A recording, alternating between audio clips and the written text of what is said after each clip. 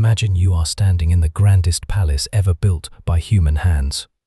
The Hall of Mirrors stretches before you. 73 meters of gilded arches, crystal chandeliers, and painted ceilings celebrating the glory of France. Outside these windows, formal gardens extend to the horizon, sculpted and controlled, every hedge trimmed to perfection, every fountain placed with mathematical precision. This is Versailles. This is the center of the world's most powerful monarchy. And the year is 1789. Now imagine that within 12 months, the king who owns all of this will be a prisoner. Within 4 years, he will be dead, executed by the very people he ruled. Within a decade, the entire social order that built this palace, that created this world of powdered wigs and silk coats and divine right, will have been torn apart, burned, and rebuilt from the ground up. How does that happen? How does the most powerful monarchy in Europe destroy itself? Not through foreign invasion, not through plague or famine alone, but through a catastrophic failure of understanding, a ruling class so disconnected from reality that it could not see the storm gathering at its own gates until it was already inside the palace walls. This is the story of the French Revolution. And it is not simply a story about France. It is a story about what happens when a society reaches a breaking point, when the gap between those who hold power and those who bear its weight becomes so wide that it can no longer be bridged by reform, only shattered by revolution. Let us go back to the beginning, not 1789. Further. To understand why France exploded, you need to understand what France was and what it had been building toward for over a century. Louis XIV, the Sun King, died in 1715 after ruling France for 72 years. He had done something extraordinary. He had centralized all power in himself. Before Louis XIV, French nobles had real political authority. They governed their own regions, raised their own armies, and could, and frequently did, challenge royal power directly. Louis XIV solved this problem with a brilliant and devastating maneuver. He invited the nobility to Versailles. He made the royal court the social center of the universe. He turned the most powerful men in France into courtiers, obsessed with ceremony, rank, and proximity to the king, competing for the honor of handing him his morning shirt rather than governing their provinces. This sounds like a triumph of royal power. And in the short term, it was. But it had a hidden cost that would take generations to detonate. By removing the nobility from any meaningful political function, Louis XIV created a class of people who retained all the privileges of power: exemption from taxes, monopoly on high offices, social dominance, without performing any of the functions that had originally justified those privileges. They were decorative, expensive, and increasingly, in the eyes of ordinary French people, absurd. The Sun King also left France something else: debt. His wars, the War of Spanish Succession, the War of Devolution, the endless campaigns to extend French borders and glory, had cost fortunes. By the time Louis XIV died, France was carrying a burden of debt that would never fully be resolved. Each subsequent king inherited it, added to it, and passed it on, heavier than before. Louis XV, who followed, was not a bad man. He was a charming, intelligent king who understood France's problems better than he is often given credit for. He once said famously, "Après moi, le déluge, after me, the flood." He knew it was coming, he just could not stop it. His reign added more wars, more debt, more social strain. The 7 Years' War, which France fought and largely lost between 1756 and 1763, stripped France of its colonial empire in North America and India, humiliated the French military, and added enormously to the financial crisis. And then came Louis XVI. Louis XVI ascended to the throne in 1774 at the age of 19. He was, by most accounts, a genuinely decent human being. He was kind, he was honest, he worked hard, he cared about his people in an abstract way. He was also, by nearly every account, deeply unsuited to the role history had assigned him. He was indecisive at precisely the moments when decision was most needed. He was easily influenced by advisors and by his wife. He lacked the political cunning that the moment demanded. He was a man of routine. He loved locksmithing. He loved hunting. He loved simple pleasures, placed at the center of a political earthquake.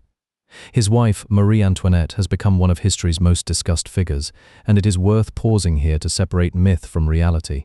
She almost certainly never said, "Let them eat cake," That line, attributed to her for centuries, almost certainly originated elsewhere. Most historians believe it was either invented or misattributed. What is true is that Marie Antoinette was young, extravagant, politically naive in her early years, and deeply unpopular with a French public that resented Austrian influence at court. She spent lavishly on fashion and entertainment at a time when the treasury was collapsing, earning the nickname Madame Deficit. Whether she deserved all the hatred directed at her is a separate question. What matters historically is that she became a symbol, a lightning rod for popular anger at a monarchy that seemed to exist in a different world from the people it ruled. Now, here is the financial picture. And it matters more than almost anything else in understanding what followed. By the 1780s, France was effectively bankrupt, not metaphorically, literally. The French crown was spending more money than it collected in revenue every single year. Interest payments on accumulated debt consumed roughly half of all government income. The crown had borrowed from bankers, from foreign investors, from anyone who would lend. And the fundamental problem, the one that every finance minister who served Louis XVI eventually ran into, was this: the people who had the most money in France paid the least in taxes. The French tax system was a monument to inequality. The nobility and the clergy, the first and second estates, in the language of the time, were largely exempt from direct taxation. The burden fell almost entirely on the third estate. The commoners, which meant everyone from wealthy merchants and lawyers down to the poorest peasants. And the poorest peasants were already paying taxes to the state, fees to the church, and dues to their local lords. They were being squeezed from every direction simultaneously. Every finance minister who tried to reform this system, and there were several including Turgot and Necker, both capable men, ran into the same wall. The nobility and clergy refused to be taxed. They had legal privileges protecting them. They had influence at court. They had the ear of the king. And Louis XVI, who intellectually understood the need for reform, could never bring himself to override their objections with sufficient force. Here is one of the great wow facts of the French Revolution: France was not poor. France was one of the richest countries in the world. It had a large population, fertile agricultural land, thriving industries, and a sophisticated commercial economy. The crisis was not a shortage of wealth. It was a catastrophic failure to distribute the tax burden fairly. The revolution was, at its root, a tax crisis that the ruling class refused to solve. By 1786, the situation had become impossible.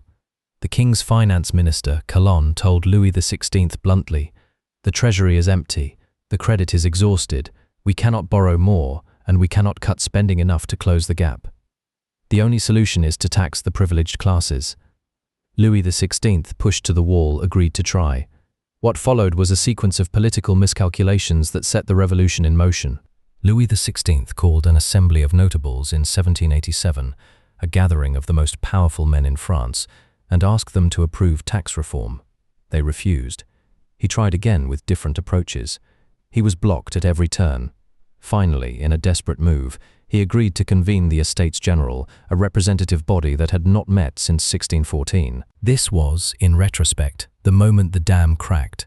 The Estates General was supposed to be a consultative body representing the three estates of French society: the clergy, the nobility, and the commoners. The question of how it would vote became immediately explosive. Under the traditional system, each estate voted as a bloc, meaning the privileged first and second estates could always outvote the third estate 2-1, regardless of how many people the third estate represented. The third estate demanded that votes be counted by head, not by order, which, given that they represented roughly 97% of the French population, would fundamentally shift the balance of power. This dispute, seemingly procedural, was actually a question about the nature of political legitimacy itself. Who does France belong to? The privileged few, or the people as a whole? The Estates General convened at Versailles in May 1789, and almost immediately it deadlocked. Meanwhile, outside the palace, France was in crisis on multiple levels simultaneously. The winter of 1788 to 1789 had been catastrophic. Crops had failed. Bread prices had soared to levels that made it impossible for poor families to eat.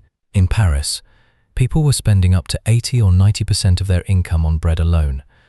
Hunger was not a metaphor. It was a daily physical reality for millions of people. And into this hunger came political pamphlets, coffee houses buzzing with revolutionary ideas, and a sense that something had to change. The intellectual groundwork had been laid over decades. The Enlightenment, that great flowering of philosophical thought in the 18th century, had given educated French people a vocabulary for questioning the old order. Philosophers like Voltaire had attacked the church and arbitrary power. Rousseau had written about the social contract and popular sovereignty. Montesquieu had analyzed different forms of government and argued for separation of powers. These ideas had circulated, been debated, been absorbed. And crucially, the American Revolution of 1776 had demonstrated that these ideas were not merely theoretical. A people could actually overthrow a monarchy and build a republic based on Enlightenment principles.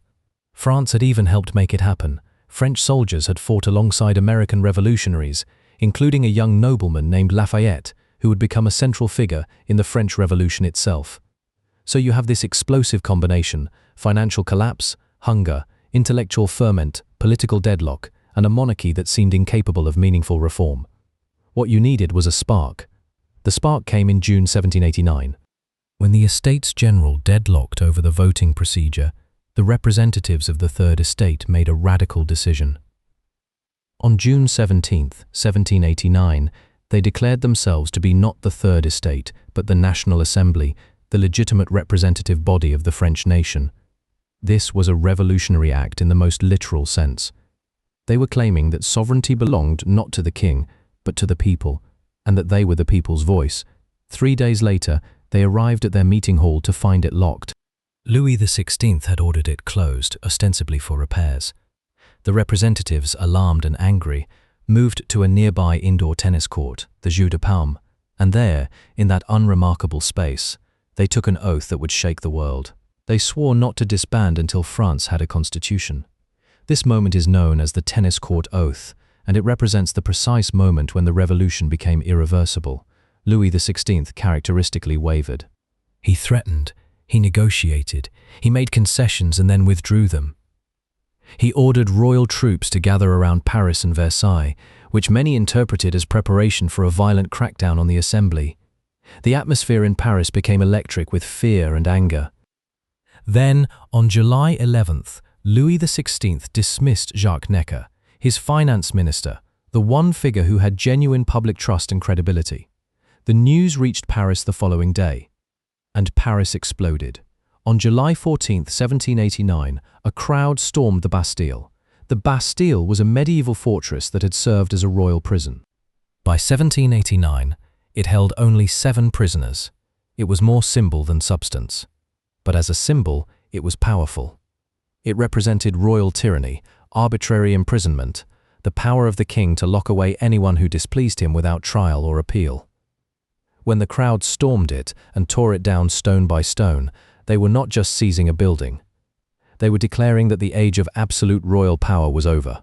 The fall of the Bastille sent shockwaves through France and across Europe. When Louis XVI was told what had happened, he reportedly asked, "Is it a revolt?" His advisor replied, "No, sire, it is a revolution. That distinction matters. A revolt is something you put down. A revolution is something that changes everything." What followed the fall of the Bastille was a period of extraordinary, chaotic, sometimes beautiful, sometimes terrifying transformation. The old order did not simply collapse, it was actively dismantled, piece by piece, in a process that was simultaneously idealistic and violent, principled and vengeful. In the countryside, the news from Paris triggered what historians call the Great Fear, a wave of peasant uprisings across rural France.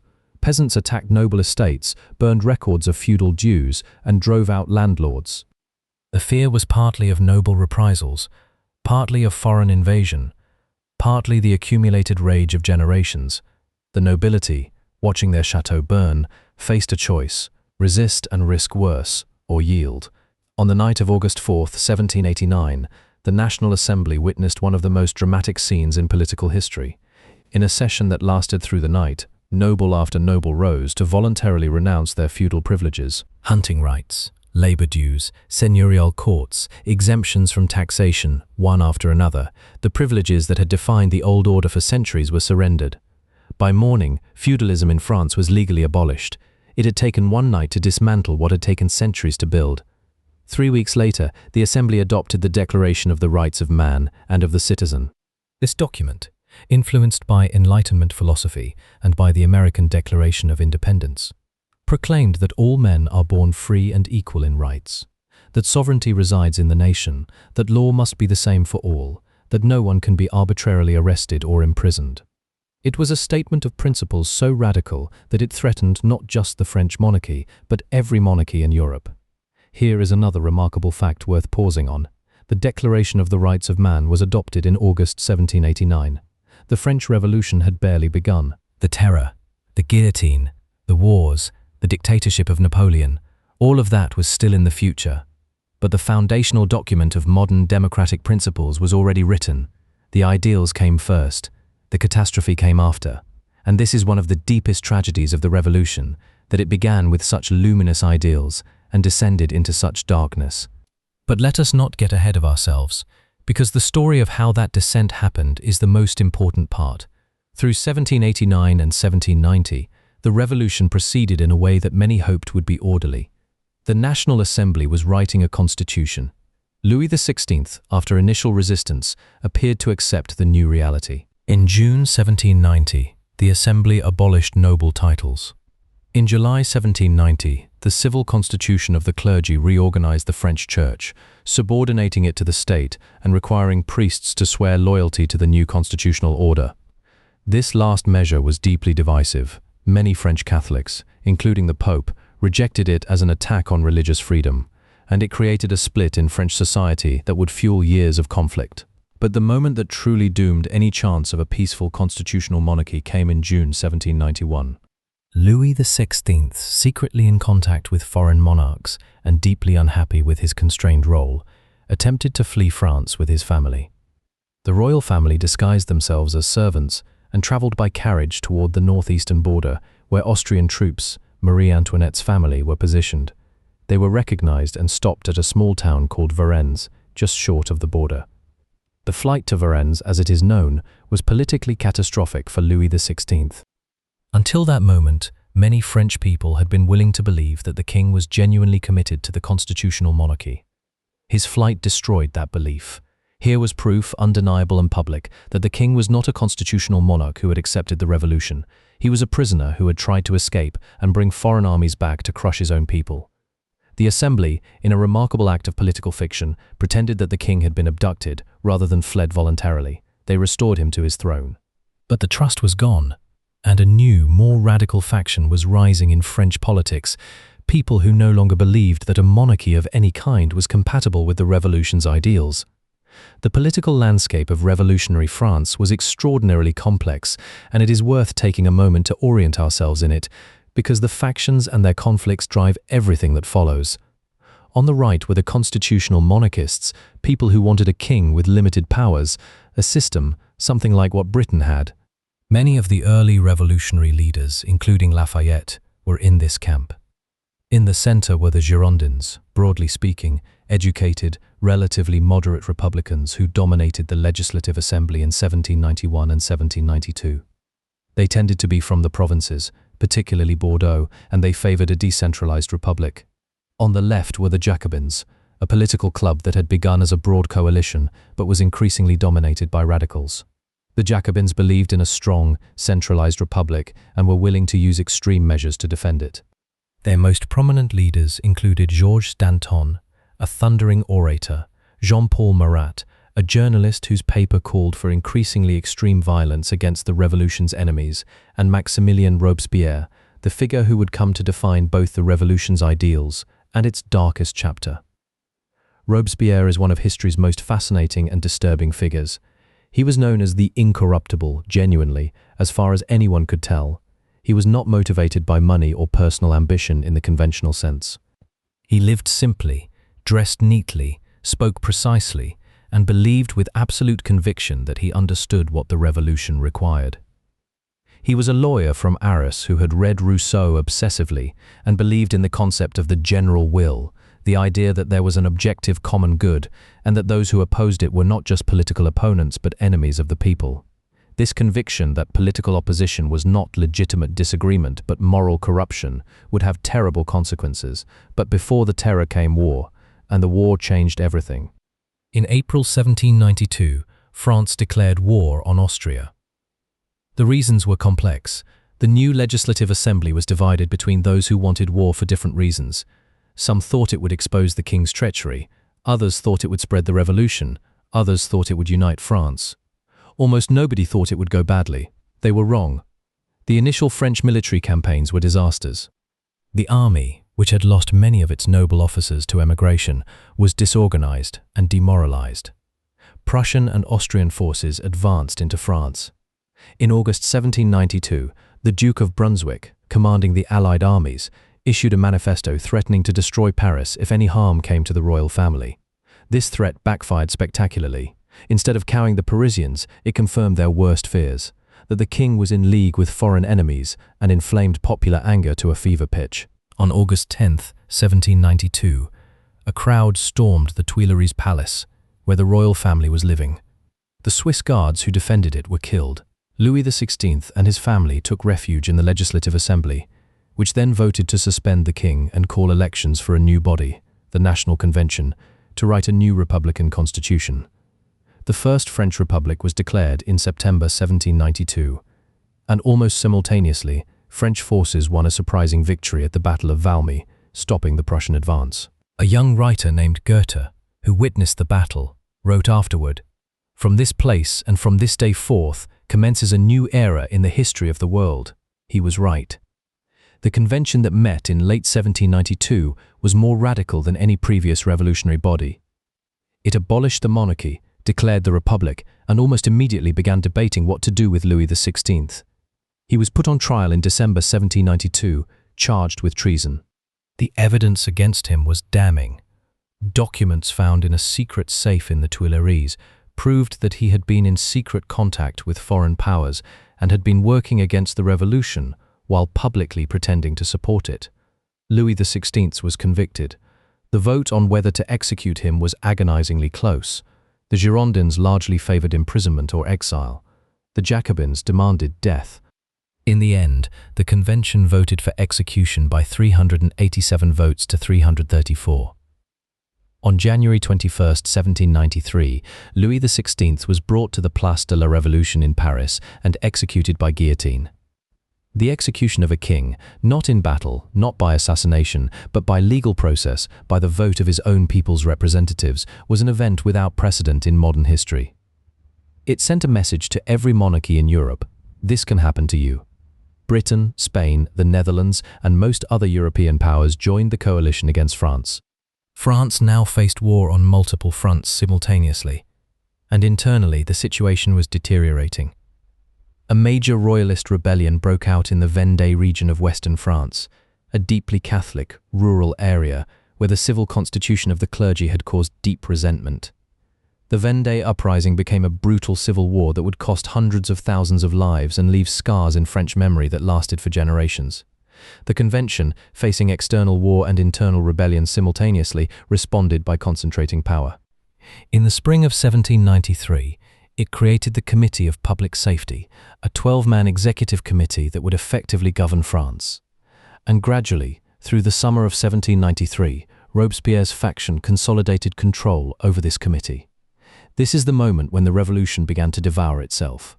The period from September 1793 to July 1794 is known as the Reign of Terror. It is the most studied, most debated, most morally disturbing chapter of the revolution, and it requires careful explanation because it is easy to misunderstand. The Terror was not simply madness or bloodlust. It had a logic, however twisted.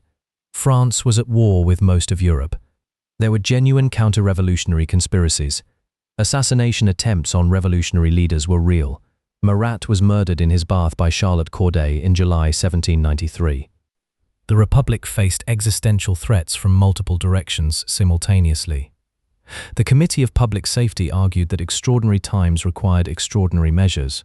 The law of suspects, passed in September 1793, defined suspects so broadly that almost anyone could be arrested. A revolutionary tribunal was established to try enemies of the Republic, and the guillotine worked constantly. Here is the third wow fact of this story, and it is a deeply uncomfortable one. The majority of the Terror's victims were not aristocrats. Of the roughly 17,000 people officially executed during the Terror, approximately 8% were nobles and 7% were clergy. The largest single category, nearly 70%, were commoners, mostly peasants and urban workers. The revolution was killing the very people it claimed to liberate. The terror was not primarily a class war against the privileged. It was a political war against anyone deemed insufficiently loyal to the revolution's current leadership. The Girondins were the first major political faction to be destroyed. In June 1793, the Jacobins, supported by armed sans-culottes, the radical working-class Parisians who were the revolution's street force, surrounded the convention and demanded the arrest of the leading Girondin deputies. The convention yielded. The Girondins were arrested, tried, and executed. The revolution had begun eating its own moderates. Then came the executions of figures who had been central to the revolution from its earliest days. Marie Antoinette was executed in October 1793 after a trial that included accusations so lurid and clearly fabricated that even some Jacobins were uncomfortable. She faced her death with a composure that impressed even her enemies. The terror accelerated. Robespierre spoke of virtue and terror as the twin engines of the Republic: virtue, the commitment to the common good, and terror, the instrument for enforcing it. He genuinely believed this. He was not a hypocrite in the ordinary sense. He believed that the revolution's enemies were everywhere, that compromise was betrayal, and that the Republic could only survive through absolute vigilance and ruthlessness. But the logic of terror is self-consuming. Once you establish that political opposition is treason, you must keep finding new traitors to justify the system. And so the circle of suspicion expanded. In the spring of 1794, Robespierre turned on his own allies. Georges Danton, one of the revolution's most charismatic figures, a man who had arguably done more than anyone to save the Republic in its darkest early days, began calling for an end to the terror. He was arrested in April 1794. At his trial, he was magnificent in his own defense, so powerful that the tribunal feared his words would sway the crowd. The proceedings were cut short. He was executed on April 5, 1794. "Show my head to the people," Danton reportedly said on the scaffold. It is worth seeing. After Danton, no one felt safe. If Danton could be guillotined, anyone could be guillotined. The members of the Committee of Public Safety began to fear each other. The deputies of the convention, many of whom had been sent on missions to the provinces where they had overseen executions in the Republic's name, knew that Robespierre might turn on them next. The terror had created a political environment where survival required permanent aggression. You had to accuse before you were accused. The end came suddenly.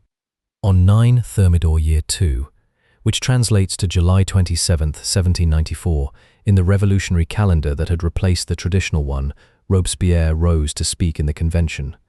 He had been preparing another wave of purges, but this time his enemies moved first. Deputies shouted him down. He was accused of tyranny. He tried to speak and could not be heard. His allies were arrested. He was taken to the Hôtel de Ville, where his supporters attempted a rescue that failed to materialize. By the following morning, he and his closest associates were arrested. Robespierre was executed on July 28, 1794, along with 20 of his allies. He had been wounded. It is unclear whether by his own hand or by a gendarme's pistol, and his jaw was shattered. He went to the guillotine bandaged and in pain. When the executioner tore off the bandage to position his neck, he cried out. Then the blade fell.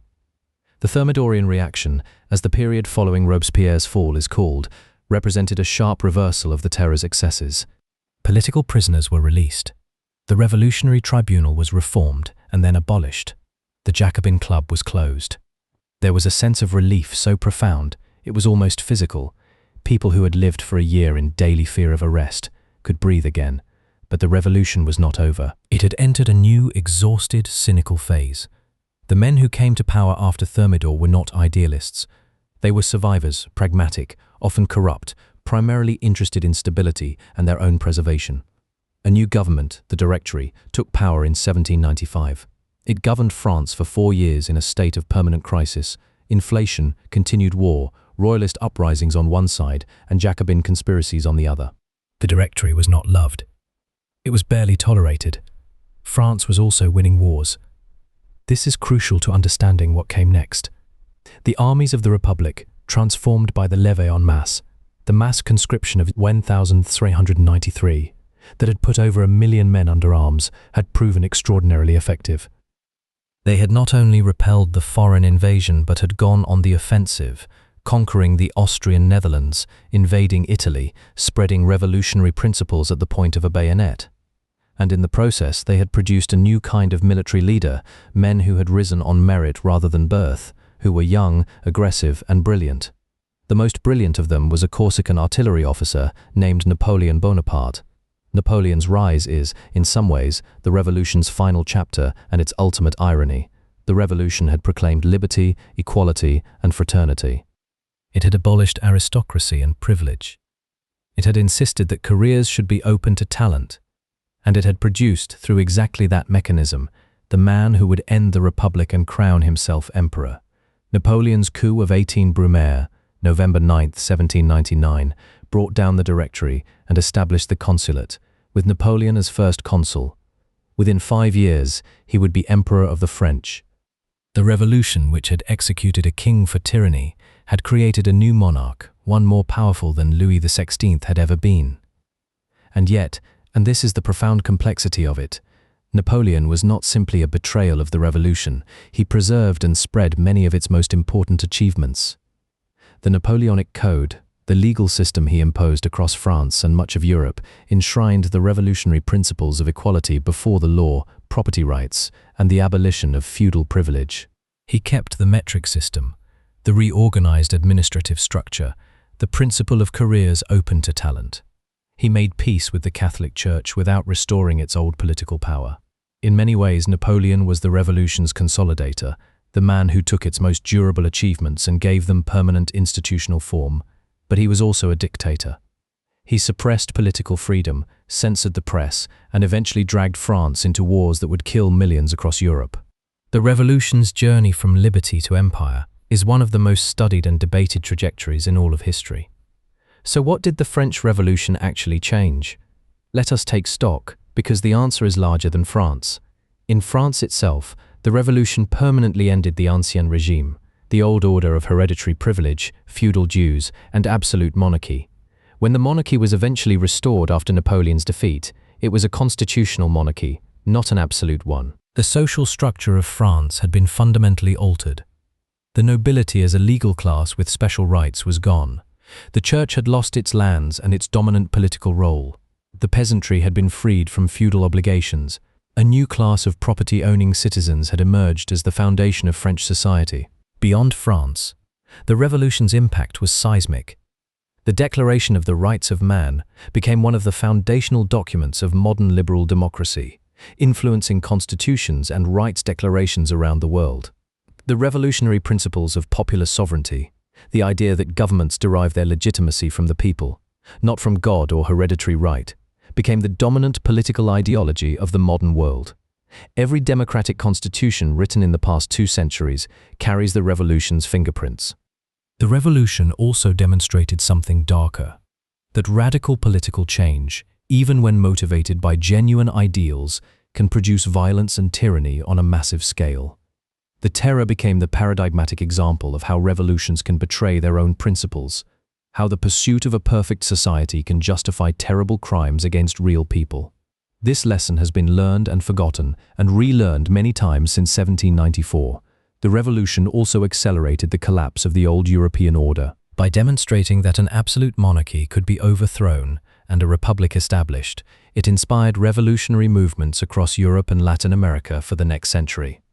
The Haitian Revolution, which produced the first black republic in history, was directly inspired by French revolutionary principles and deeply complicated by the fact that France itself was slow to apply those principles to its enslaved colonial population. Simón Bolívar, who liberated much of South America, was shaped by Enlightenment ideas that the French Revolution had put into practice. The revolutions of 1848 that swept across Europe, from France to Germany to Hungary to Italy, were the revolution's grandchildren. There is also a more personal story here, one that often gets lost in the sweep of events. The French Revolution was experienced by millions of ordinary people, not as an abstraction about liberty and sovereignty, but as hunger, fear, loss, and upheaval. A peasant in Normandy, who had spent his life paying feudal dues to a lord he rarely saw, suddenly found himself legally free, a citizen with rights. A Parisian craftsman who had watched bread prices devour his wages found himself briefly part of the political force that was reshaping France. A noble family that had lived for generations in a chateau found themselves refugees, their world destroyed overnight. The revolution was, simultaneously, one of the most idealistic and one of the most brutal events in modern history. It was a moment when human beings genuinely attempted to rebuild society from first principles, to ask what a just political order looks like, and then try to create it. That they failed in many ways, that the attempt produced the terror and eventually Napoleon, does not erase the audacity of what they tried. There is a question that historians have debated for over 2 centuries. Was the terror inevitable? Was there a path from 1789 that led to a stable republic without mass executions? Or were the combination of foreign war, internal rebellion, economic crisis, and the radical logic of revolutionary politics so overwhelming that some form of violent excess was unavoidable? There is no consensus. Some historians, following a liberal tradition, argue that the revolution went wrong at specific moments, that different decisions by key individuals could have produced different outcomes. Others, following a more structural approach, argue that the forces unleashed in 1789 made violent radicalization nearly inevitable. The truth is probably somewhere between these positions. Structures and circumstances created the conditions for the terror, but individuals made choices that determined its specific character and extent. What is clear is that the French Revolution cannot be reduced to either a triumphant story of liberation or a cautionary tale about the dangers of radicalism. It was both. It produced both the Declaration of the Rights of Man and the guillotine. It both liberated and destroyed. It was a moment when the best and worst of human political ambition were on display simultaneously. One final image to leave you with. In the years after the Revolution, France built a new national holiday, what became known as Bastille Day, celebrated on July 14th, the anniversary of the storming of the Bastille. Every year, France marks the moment when a crowd of ordinary people tore down a symbol of royal tyranny and declared that something had to change. The Bastille itself was completely demolished. Where it stood, there is now a traffic circle, the Place de la Bastille, with a column in the center commemorating not the revolution of 1789, but a later uprising in 1830. The physical fortress is gone, but what it represented, the question of who holds power, on whose behalf, and with what justification has never gone away. Every time a government faces a crisis of legitimacy, every time a ruling class refuses to reform until it is too late, every time a people decides that the gap between promise and reality has become unbridgeable, the French Revolution becomes relevant again. Not as a model to be imitated, but as a mirror, showing us what happens when a society reaches its breaking point, and reminding us that the ideals people fight for and the methods they use to fight can become tragically, catastrophically separated. The kingdom destroyed itself. But from the wreckage, something new was built, imperfect, violent, contradictory, and genuinely transformative. That tension between the beauty of the ideals and the horror of the methods is what makes the French Revolution one of the most important, most studied, and most morally serious events in all of human history. If this story made you think about power, legitimacy, and what happens when societies refuse to change until it is too late, there is more where this came from. The French Revolution did not happen in isolation. It was connected to the American Revolution before it, the Haitian Revolution alongside it, and the Napoleonic Wars that followed. Each of those stories adds another layer to the picture. If you want to explore them, subscribe and come along for the next one. And if you have a question, a disagreement, or a perspective on the revolution that you think deserves more attention, leave it in the comments. The best history conversations happen when more voices join in.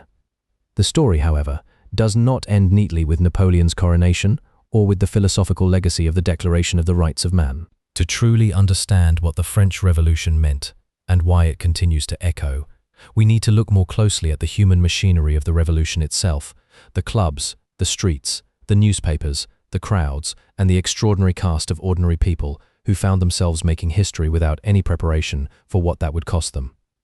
One of the most underappreciated aspects of the revolution is the role of political culture, specifically the way that revolutionary Paris created entirely new forms of public life that had never existed before.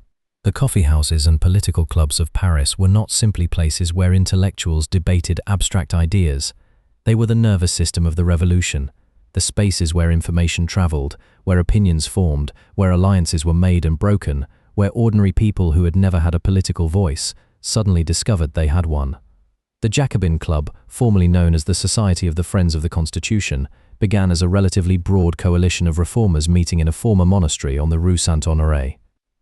At its peak, it had affiliated clubs across France. Estimates suggest several thousand local Jacobin clubs with hundreds of thousands of members. This was something genuinely new in political history, a nationwide network of politically engaged citizens connected by correspondence, by shared ideology, and by the revolutionary press. The revolution invented mass politics. Before 1789, politics was something that happened to ordinary people. After 1789, ordinary people understood themselves as political actors with a stake in the outcome.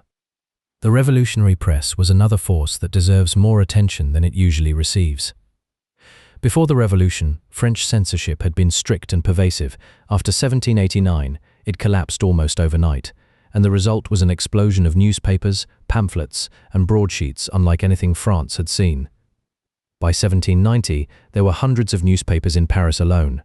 Jean-Paul Marat's paper, L'Ami du Peuple, the friend of the people, was read aloud in public squares to crowds who could not read. Jacques René Hébert's Le Père Duchesne spoke in the crude, profane voice of the Parisian working class, using language that would have been unprintable before the revolution. These papers did not simply report events. They shaped them. They told people what to be angry about, who to distrust, which politician had betrayed the revolution. In an age before radio or television, the revolutionary press was the medium through which political reality was constructed for millions of people. And then there were the women of the revolution, a subject that French revolutionary historiography spent too long neglecting and has spent the last several decades trying to correct. Women were present at nearly every major moment of the revolution. It was market women, the fishwives and street vendors of Paris, the women who dealt daily with the impossible price of bread, who marched on Versailles in October 1789, in what is known as the Women's March on Versailles or the October Days. A crowd of several thousand women, joined later by the National Guard under Lafayette, marched 12 miles in the rain to the palace, armed with pikes and kitchen knives, demanding bread and demanding that the king return to Paris, where the people could watch him. They succeeded. Louis XVI, his family, and the National Assembly all moved to Paris. The king would never return to Versailles. Think about what that means. A crowd of working-class women, with no formal political power, no legal standing, no weapons beyond what they could carry, forced the King of France to abandon his palace and submit to popular pressure. The revolution was not only made in assemblies and committee rooms, it was made in the streets by people who had nothing left to lose. Olympe de Gouges, a playwright and political activist, published the Declaration of the Rights of Woman and of the Female Citizen in 1791, a direct challenge to the Declaration of the Rights of Man, which had conspicuously failed to include women in its universal language. De Gouges argued that if a woman had the right to mount the scaffold, meaning if women could be executed for political crimes, as they were, then they must equally have the right to mount the rostrum, meaning the right to speak in the political assembly. It was a devastating logical argument. The revolution ignored it. De Gouges was eventually executed in 1793, accused of Girondin sympathies. The revolution that proclaimed universal rights denied them to half the population, a contradiction that would take another century and a half to begin resolving. Charlotte Corday, who murdered Marat in his medicinal bath in July 1793, believed she was saving France from a tyrant who was driving the revolution toward ever greater bloodshed. She acted alone, without co-conspirators, and made no attempt to escape.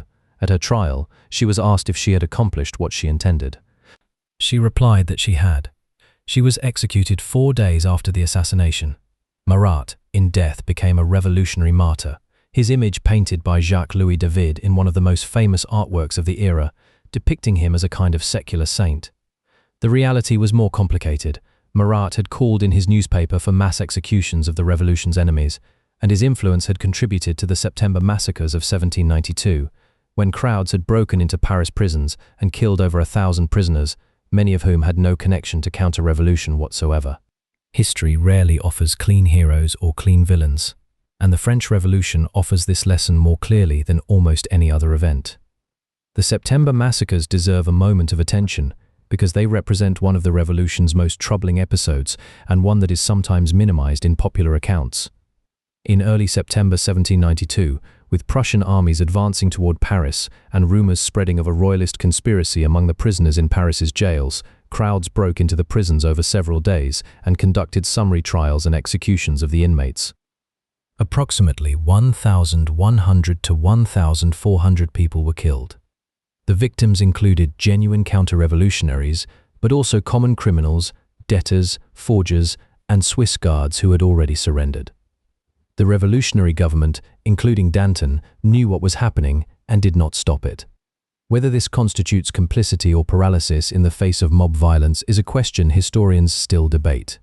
What is not debatable is that it happened, that the victims were overwhelmingly not the privileged enemies of the people they were portrayed as, and that it represented a moment when the revolution's violence escaped any institutional control.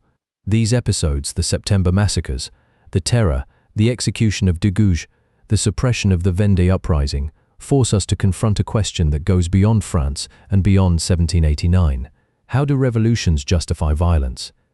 What is the moral logic by which people who genuinely believe in human rights and human dignity come to commit or condone atrocities? The answer in the French case seems to involve several converging factors. First, the genuine threat. France was at war. There were real conspiracies. The Republic really was in danger of being crushed by foreign armies and domestic rebellion. Second, the ideological framework. The concept of the enemy of the people, someone who by their opposition to the revolution had forfeited their claim to its protections, made it psychologically possible to execute people while believing oneself to be acting on behalf of humanity. Third, the dynamics of political competition. In a situation where accusing others of being insufficiently revolutionary was a survival strategy, the incentive was always to escalate, never to moderate. And fourth, the collapse of institutional constraints. Once the traditional legal and political structures had been swept away, there was no independent judiciary, no free press, no opposition party to serve as a brake on excess. These are not uniquely French conditions. They are conditions that have recurred in revolutions and political crises across 2 centuries and across every continent. The French Revolution is studied not only as a historical event, but as a kind of laboratory. A place where the dynamics of radical political change can be observed in extraordinary detail, because the French revolutionary generation was itself obsessed with documenting, debating, and publishing everything. The archives of the French Revolution are staggering in their volume and richness. The proceedings of the National Convention were published. Newspapers covered every debate. Memoirs, letters, and diaries survive in abundance. We know what Robespierre ate for breakfast on certain mornings. We have the prison letters of people awaiting execution. We have the accounts of foreign visitors watching the revolution unfold with a mixture of fascination and horror. This documentary richness means that the revolution has been studied more intensively than almost any comparable event, and it means that our picture of it, while still incomplete and contested, is unusually detailed. One detail that rarely makes it into popular accounts, but that illuminates the revolution's complexity: the revolutionary government's attempt to replace Christianity with a new civic religion. In the autumn of 1793, at the height of the terror, a campaign of dechristianization swept through parts of France. Churches were converted into temples of reason. Priests were pressured to renounce their vows. The revolutionary calendar had already replaced the 7-day week with a 10-day week, eliminating Sunday. Now there were attempts to replace Christian holidays with festivals celebrating revolutionary virtues: reason, liberty, the supreme being. Robespierre himself was uncomfortable with aggressive atheism. He believed in a deist supreme being and worried that dechristianization was alienating the rural population and undermining social cohesion. In June 1794, he organized the Festival of the Supreme Being, a massive public ceremony in Paris that he personally led, in which he lit a bonfire consuming a statue of atheism to reveal a statue of wisdom beneath. It was theatrical, sincere, and deeply strange. Critics whispered that Robespierre was setting himself up as a kind of high priest of the new religion. Whether this contributed to his fall 6 weeks later is debated, but it certainly did not help. The revolution's relationship with religion is one of its most complex and consequential dimensions. The civil constitution of the clergy had split France between those who accepted the revolutionary church and those who remained loyal to Rome. This division mapped onto other political divisions. The Vendée Rebellion was partly a religious war, as was the broader counter-revolutionary movement in the west and south of France. The revolution's aggressive secularism, while it produced the principle of separation of church and state that many modern democracies have adopted, also generated a backlash that shaped French politics for over a century. The conflict between Republican secularism and Catholic traditionalism in France did not fully resolve itself until well into the 20th century. And what of the people who fled? The émigrés, the nobles, clergy, and others who left France during the Revolution, numbered in the hundreds of thousands. They spread across Europe, settling in Britain, the German states, Russia, and beyond. They carried with them not only their bitterness but their culture, their ideas, and their experience. Many of them served in the armies fighting against France. Some returned after Napoleon's fall and attempted to restore the old order, with limited success. The émigré experience produced its own literature, its own political philosophy, a conservative tradition that took the revolution as its central negative example and argued for the value of tradition, gradual change, and the dangers of abstract idealism. Edmund Burke's Reflections on the Revolution in France, published in 1790 before the Terror even began, predicted with remarkable accuracy the direction the revolution would take and became the founding text of modern conservatism. Burke was answered by Thomas Paine's Rights of Man, which defended the revolution's principles. That debate between the value of inherited institutions and the claims of rational reform has never ended. It is the debate at the heart of modern politics. The French Revolution, then, is not a story with a beginning, middle, and end that closes neatly. It is a story that opened a set of questions that the world is still answering. What is the basis of political legitimacy? Who counts as a citizen? When is revolution justified, and what limits should it observe? How do you build a just society without destroying the people you are trying to liberate? How do you prevent the instruments of liberation from becoming instruments of oppression?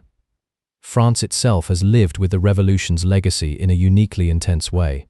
The French political tradition has been shaped by the revolutionary experience more deeply than almost any other nation's. The left-right political spectrum, the very language we use to describe political positions, comes from the seating arrangement in the Revolutionary National Assembly, where conservatives sat to the right of the president and radicals to the left. Every French political crisis since 1789 has been interpreted through the lens of the Revolution. The revolutions of 1830 and 1848, the Paris Commune of 1871, the crises of the 20th century, all were understood by participants and observers as continuations of, or reactions against, the original revolutionary rupture. There is something both inspiring and sobering about this legacy. Inspiring because the revolution genuinely did advance the cause of human freedom and equality in ways that were not inevitable, and that required extraordinary courage from thousands of ordinary people. Sobering because the cost was enormous, in lives, in suffering, in the violence that the pursuit of a perfect society inflicted on an imperfect one. The last word, perhaps, should go not to a politician or a philosopher, but to a survivor.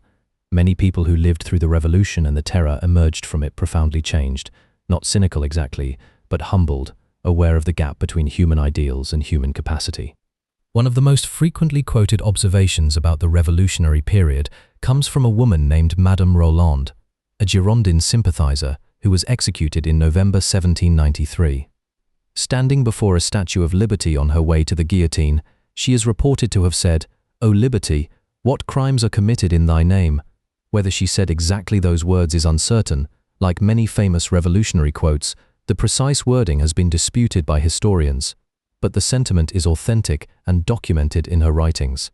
And it captures something essential about the French Revolution that no amount of analysis can fully replace. The tragedy of ideals that consume their own believers, of a liberation that required so much destruction, of a new world that could only be built on the ruins of the old. The kingdom destroyed itself, but in destroying itself it changed the world, not cleanly, not without horror, and not in the way its founders intended. That is the revolution's true legacy, not a model but a question permanently open, permanently urgent, permanently ours to answer. If this deep dive into the French Revolution has sparked something for you, a question, a connection to something you already knew, or a desire to understand more, then this channel is exactly where you should be. Next, we are going into the world that the revolution created, the age of Napoleon, where the revolution's energy was channeled into one of the most extraordinary military and political careers in history. How did a Corsican outsider become master of Europe, and what did it ultimately cost? That story is waiting for you. Hit subscribe so you do not miss it. And if the French Revolution left you with a question about the terror, about whether it could have gone differently, about what you think the revolution's true legacy is, drop it in the comments below. The best conversations on this channel start there.